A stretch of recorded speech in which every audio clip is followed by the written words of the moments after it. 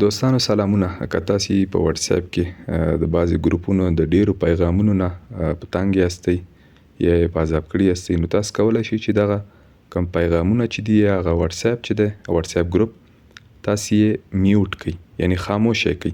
پیغامونه به تاسې ته راځي، هغه کوم نفر چې پیغامونه استئ نو هغې ته به داسې معلومیږي چې دا پیغامونه ویني، خو تاسې ته به هغه کوم نوټیفیکیشن چې دی یا پیغام هغه به تاسې ته مخې ته نه کیږي.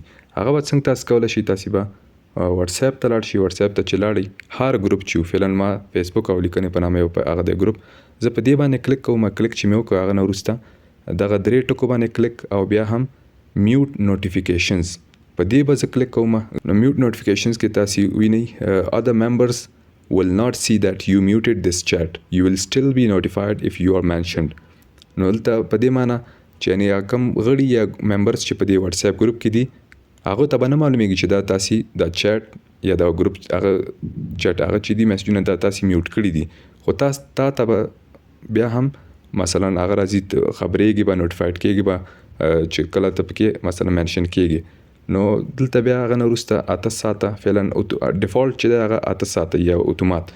نو یو هفته آلویز ستاسې خوښه 8 ساعتونو دپاره میوټ کوئ، یعنی 8 ساعتو دپاره تاسې میسجونه هغه نشي پیغامونه را نشي هغه نوټیفیکیشن چې ورته وایي، یوې هفتې دپاره او که آلویز. نو ستاسې بیا خوښه هر هغه دپاره چې هغه کوم مثلا هر څومره وخت دپاره، نو تاسې کولی شئ کله چې مې انتخاب که هغه نه وروسته مثلا وخت مو انتخاب کړو چې دونه وخت دپاره دې ماته هغه نه میوټ دي دا هغه چیټینګ، نو بیا به تاسې په اوکې باندې کلیک کوئ. اوکې باندې چې مو کلیک وکړه دې سره به تاسو ته مثلا دغه پیغامونو نوټیفیکیشن به نه راځي. نو دا و د نن ویډیو. که ویډیو مو خوښه شوي در سره لایک کړئ، که کوم نظر پوښتنه لرئ له موږ سره د کمنټ باکس لارې شریک کړئ.